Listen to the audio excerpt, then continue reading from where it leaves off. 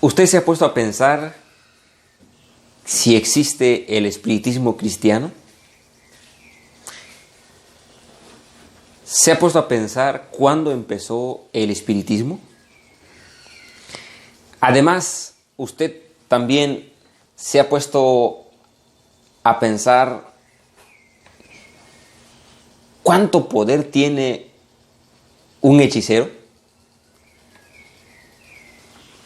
Las apariciones que hay en las sesiones espiritistas son reales.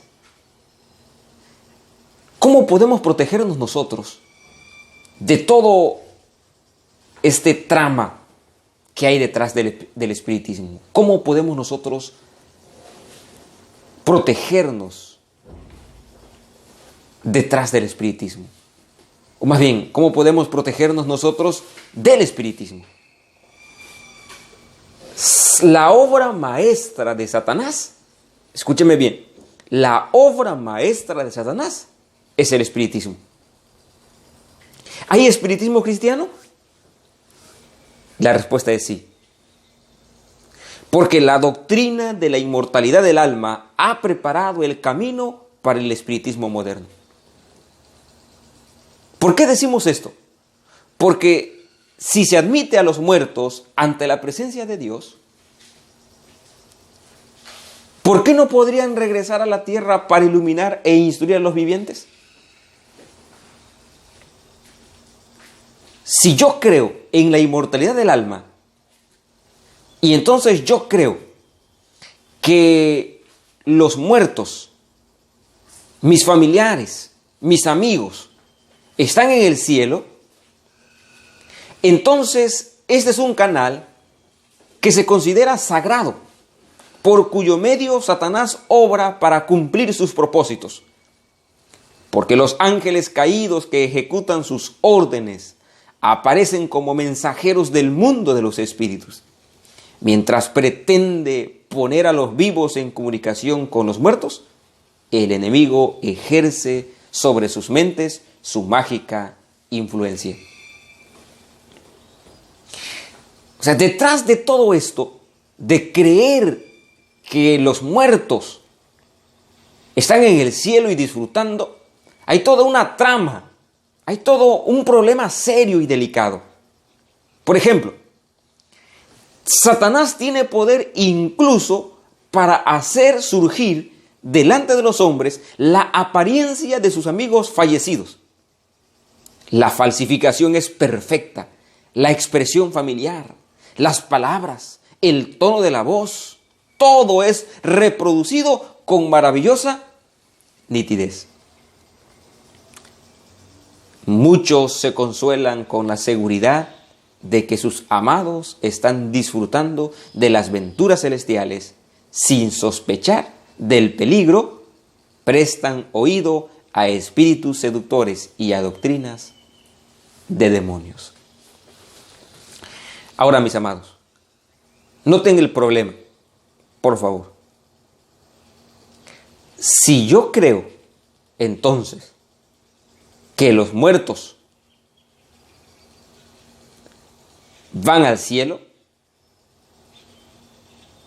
entonces yo estoy en un grave peligro. Porque piensen lo siguiente. Imagínate que el familiar más cercano, al que tú amaste mucho,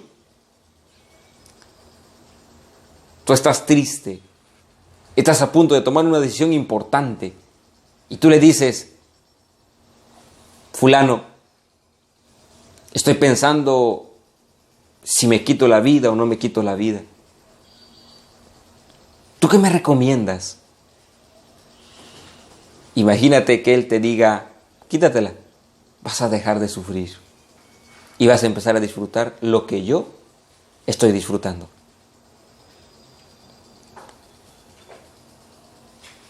Si tú entonces consideras que esto es una realidad, es verdad, entonces fácilmente vas a ser engañado cuando se dé a Satanás la oportunidad a plenitud de engañar a los seres humanos.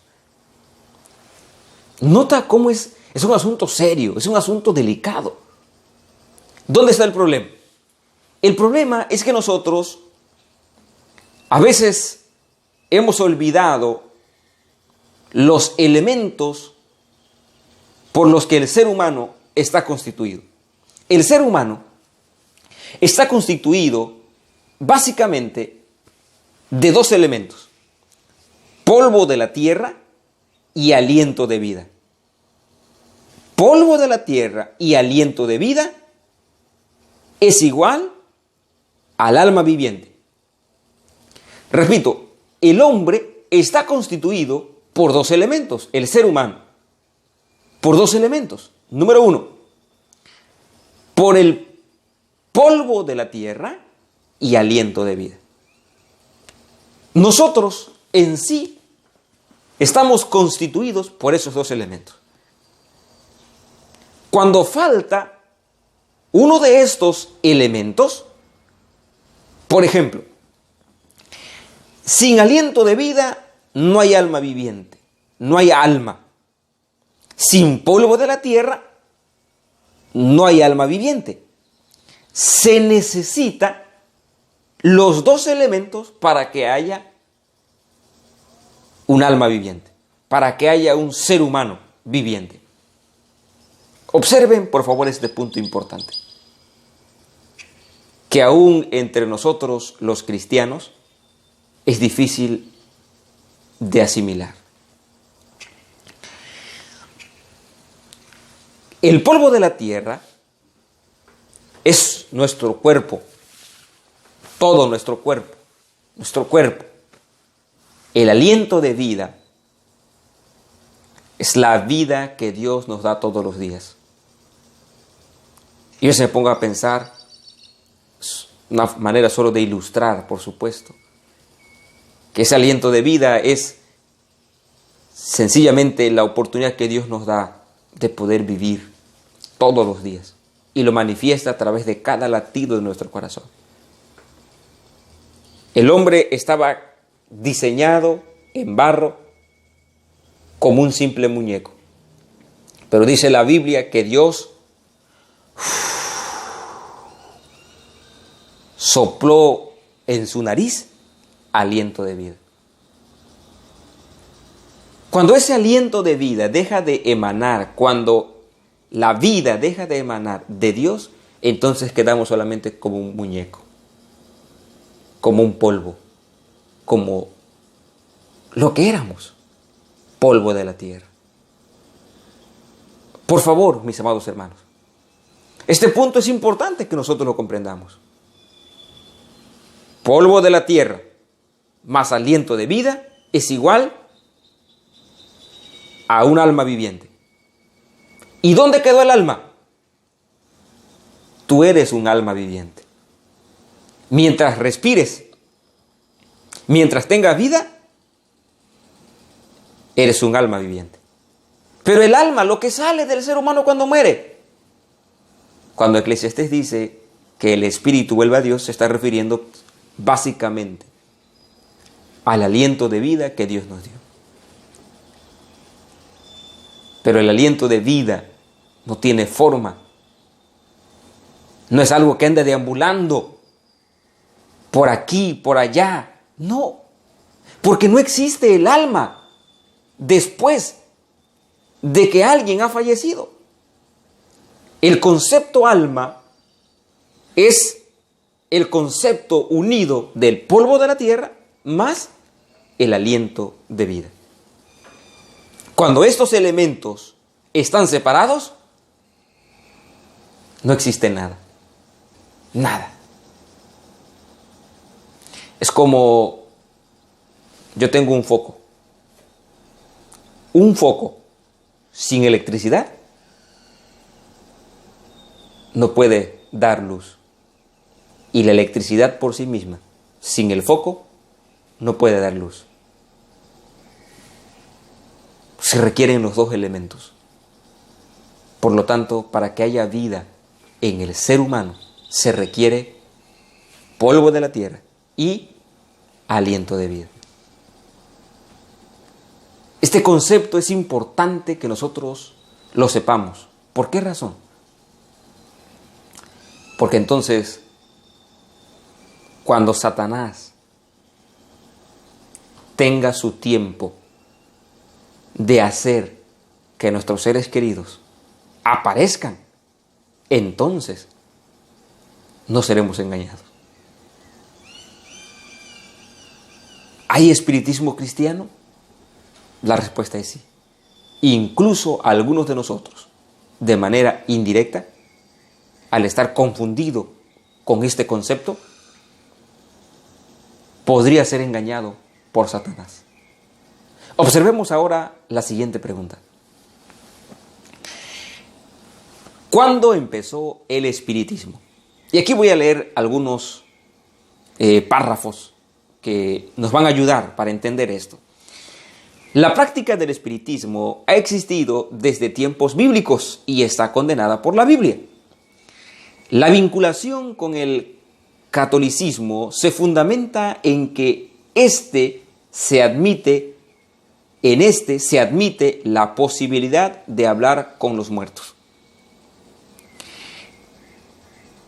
con la Virgen María, con los santos y con los beatos.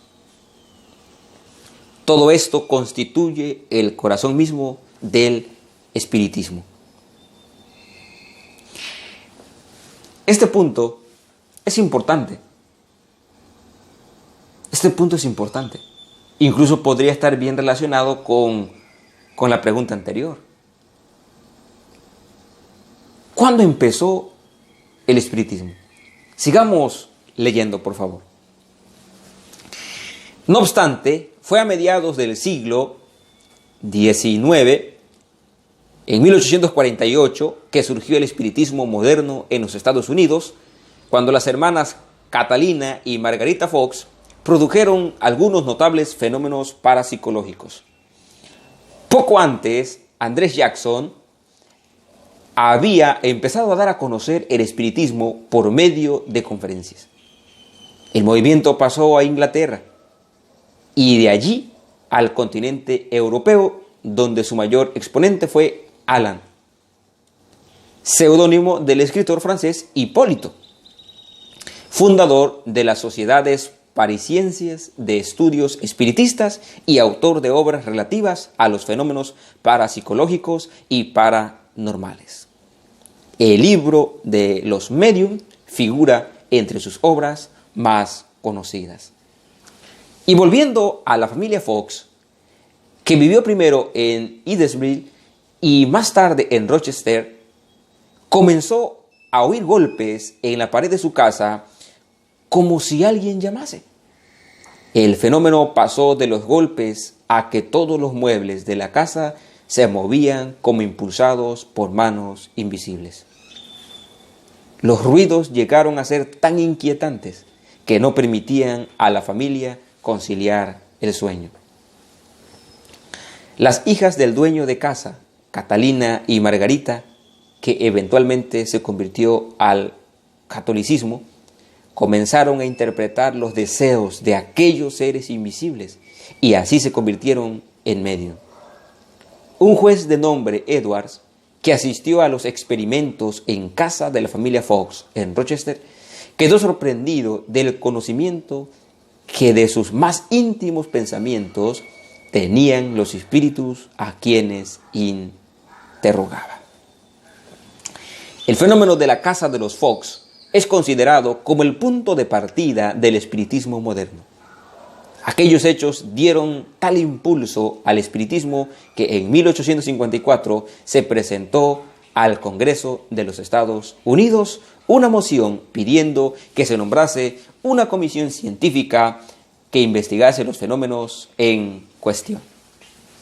En 1920 se creó la Liga Espiritista Cristiana Mundial, cuyos miembros pretenden combinar la creencia cristiana con la práctica de la investigación espiritista y combinar la curación por medio de los espíritus.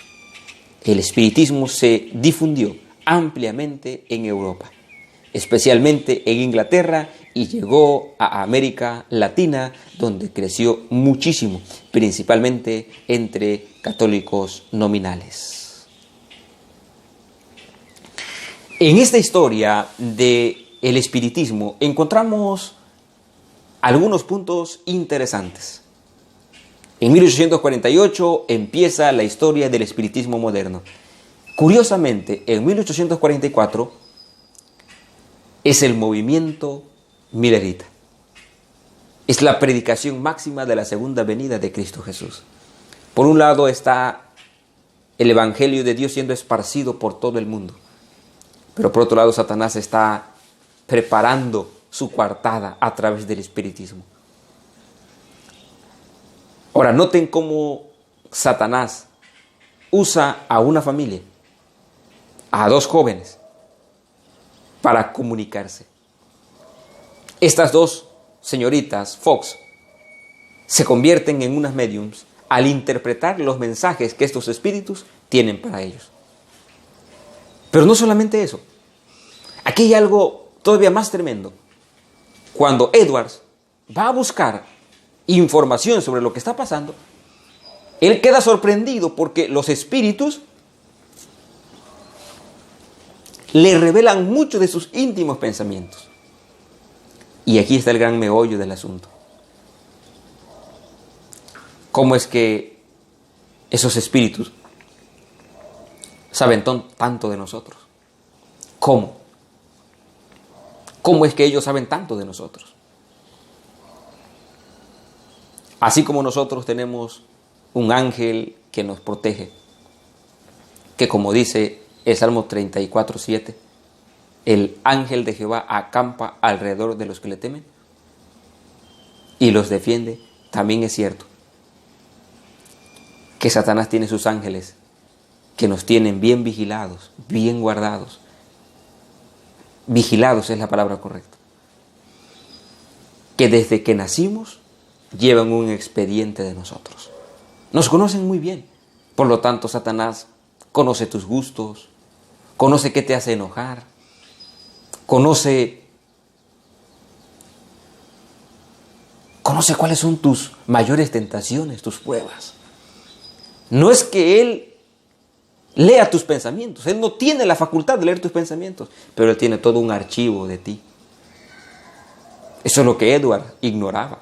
Y se sorprendía de cómo es que realmente esos espíritus podían revelar lo que él en algún momento podría haber hecho en el pasado.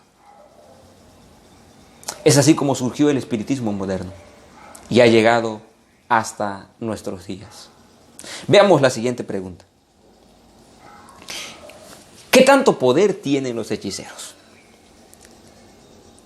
Permítanme decirle que en la lucha entre Moisés y los hechiceros, dice el libro Patriarcas y Profetas, que los hechiceros realizaban por lo menos algunas de esas maravillas por el poder de malos espíritus, aunque muchas fueran sin duda meras tretas. ¿Qué tanto poder tienen los hechiceros? Pues básicamente realizan sus obras a través y con ayuda de espíritus malignos. Otras son tretas, pero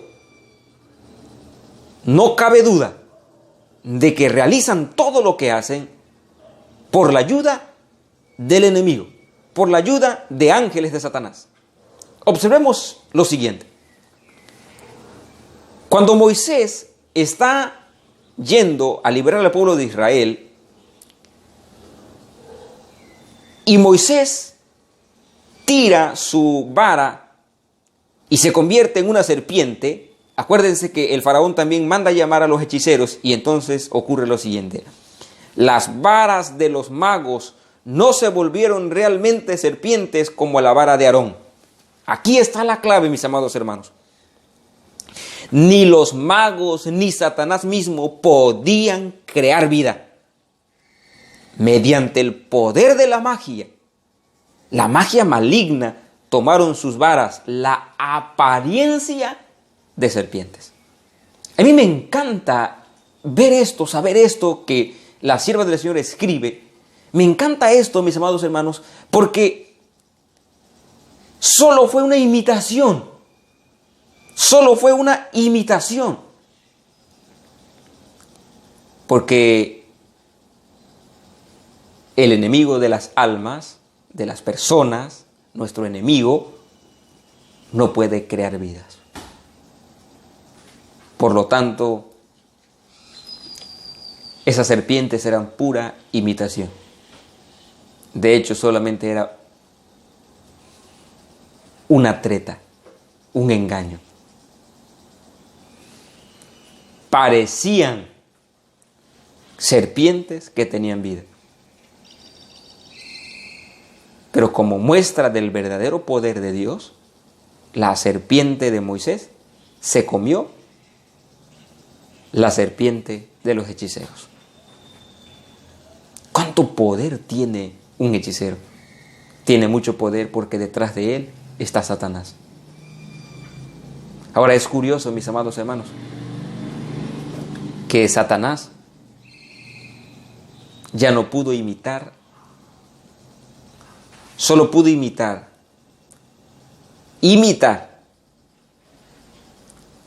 la serpiente, las varas que se convierten en serpiente. Solamente pudo imitar la siguiente plaga, que fue la sangre y las ranas. Pero noten, imitar.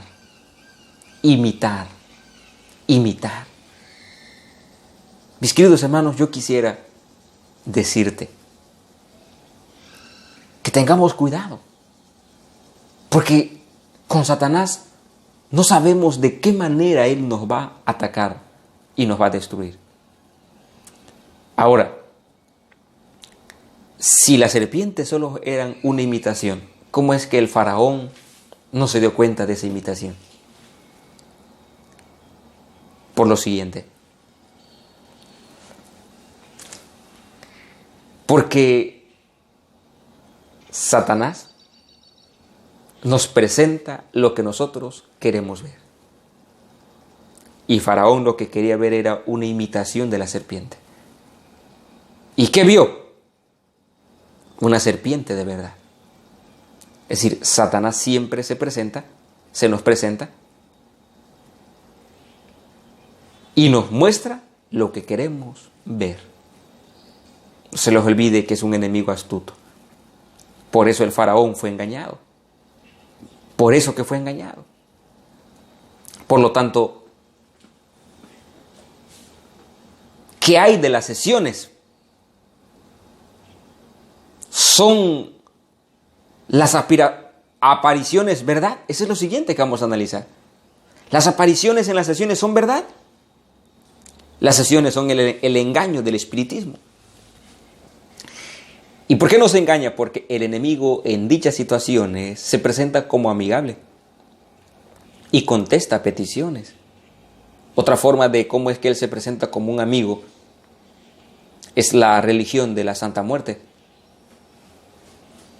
No es mala, no hace daño, le tememos a la muerte, pero hay personas que adoran a la muerte. Además, en las sesiones trae a las personas que están sufriendo y necesitan ayuda de los seres humanos. Hace tiempo salió una serie, ya tiene muchos años, que se llamaba Almas Perdidas, donde la actriz principal era la medium. Las personas que habían muerto traían problemas, dificultades y habían regresado para descansar, para estar en paz.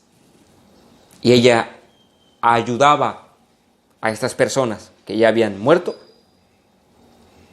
a lograr su objetivo de estar en paz. Pero mis amados hermanos, ya hemos visto que todo eso que se ve en las sesiones o incluso las apariciones que alguien puede tener solo son ángeles de Satanás, que toman las apariencias casi idénticas, rasgos casi idénticos, para hacernos creer que son nuestros familiares. Para hacernos creer que son nuestros familiares. Y aquí vale la pena mencionar a Saúl cuando fue a buscar a una pitonisa, una medium. Él fue buscando a Samuel. Él fue buscando a Samuel. Y la mujer empezó a hacer todo su rito. Y entonces Saúl le pregunta a la mujer, ¿qué ves? Fíjate lo que le preguntó Saúl, ¿qué ves? Y la mujer respondió, veo a un anciano. Y dice la Biblia que Saúl pensó que era Samuel. No era Samuel. No era Samuel. ¿Qué quería ver Saúl? A Samuel. ¿Qué vio? Para él era Samuel, pero no era Samuel. Porque los muertos nada saben. Igual que el faraón, Saúl vio lo que quería ver. Y Satanás aprovechó. Era fácil presentarse como un anciano. Era fácil. ¿Cómo es que sabía que iba a morir al siguiente día? Pues es que estaban en guerra. Estaban en guerra. De allí es peligroso escuchar. Es peligroso escuchar lo que Satanás tiene para decirnos. Por supuesto que era falso ese Samuel. Era falso. Era falso. Tergiversó todo el mensaje. Y miren cómo Satanás astuto le dice, ¿por qué vienes a consultarme? ¿Por qué vienes a preguntarme a mí y no me dejas en paz descansar? ¿Por qué? Si Dios ya no te contesta, ¿por qué vienes a mí? Interesante. Siempre que nosotros queremos conversar con el enemigo, vamos a ser destruidos y engañados. Siempre. Siempre. Siempre. Ahora observa lo siguiente. Si yo veo series, animes y películas que tienen que ver con hechos sobrenaturales, con hechicería, con brujería, ¿qué pensamos? Todo eso que estamos viendo en los animes, en las películas, en las series, ¿es verdad o pura ficción? ¿Hacen daño o no hay problema? Yo estuve revisando a propósito películas, no viendo, cartelera de películas con hechos sobrenaturales, leyendo un poquito su presentación. Dentro de todas, hay en inglés, etcétera, etcétera, me llamó la atención una, con un título conocido por el nombre.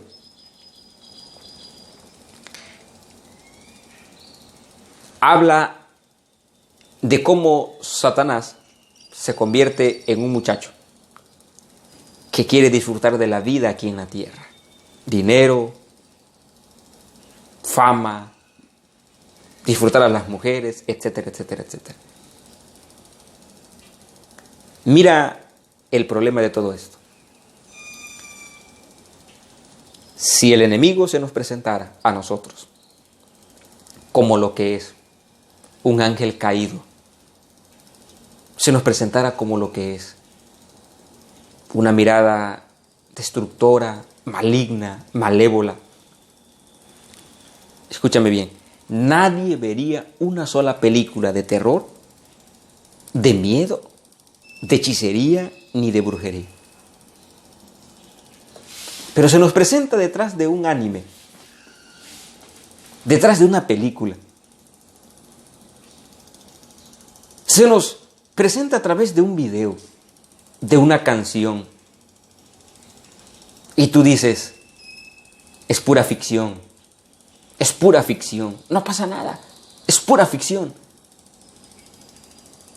Mira lo que estamos diciendo, es pura ficción. Cuando tú ves mucho todo esto, corres el riesgo número 1 de creer también que la Biblia es pura ficción. Que así como las películas que tú estás viendo son pura ficción, entonces las historias que hay en la Biblia también son pura ficción.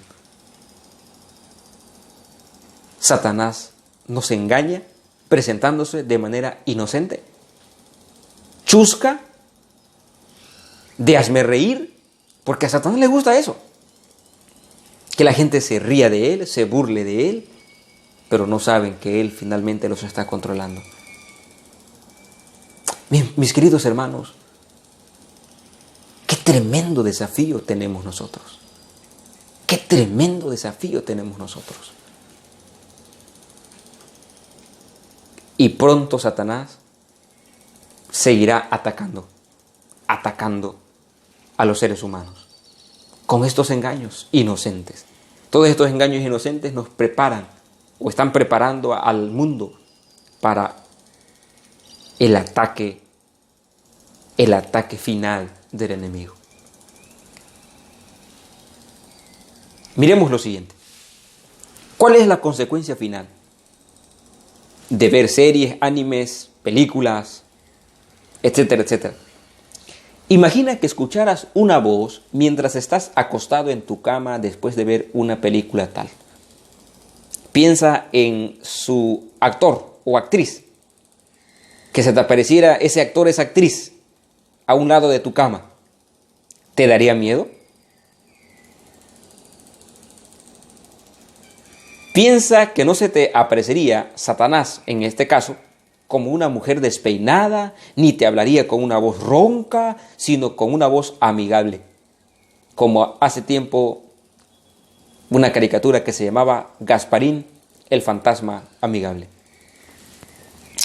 Esa caricatura de Gasparín, el fantasma amigable, era tan popular que incluso hasta una película se hizo. Era un fantasma bueno. Pero ¿cuál es la idea que tenemos nosotros de los fantasmas? Que son malos. Pero Satanás dice, espera, es que no todos los fantasmas son malos. Hay fantasmas buenos. Nota. Si el actor favorito que tú tienes de esas películas de terror apareciera en tu casa, como tú estás acostumbrado a verlo, y que te dijera, oye amigo, aquí estoy, he estado viendo todos los días, sé que tú me ves todos los días. Yo te pregunto, ¿te daría miedo? Si te daría miedo, da gloria a Dios porque todavía el Espíritu Santo está tocando tu corazón. Pero si no te daría miedo, esto es algo hipotético. Dios quiere y nunca ocurra. Pero todo esto nos va preparando para un desenlace. Para un desenlace. Así que, mis queridos hermanos, las apariciones en las sesiones, en las películas, en las series, no siempre son falsos. No siempre son falsos. Hay capítulos, hay escenas donde realmente el enemigo hace su aparición. Hay partes de las películas donde todo lo que tú ves es pura verdad. Es pura verdad. Por lo tanto, yo te invito para que tú analices qué estás haciendo, qué estoy haciendo. ¿Qué estoy haciendo? Dios está contigo. Dios está contigo. Pero tienes que pensar, ¿qué estoy haciendo?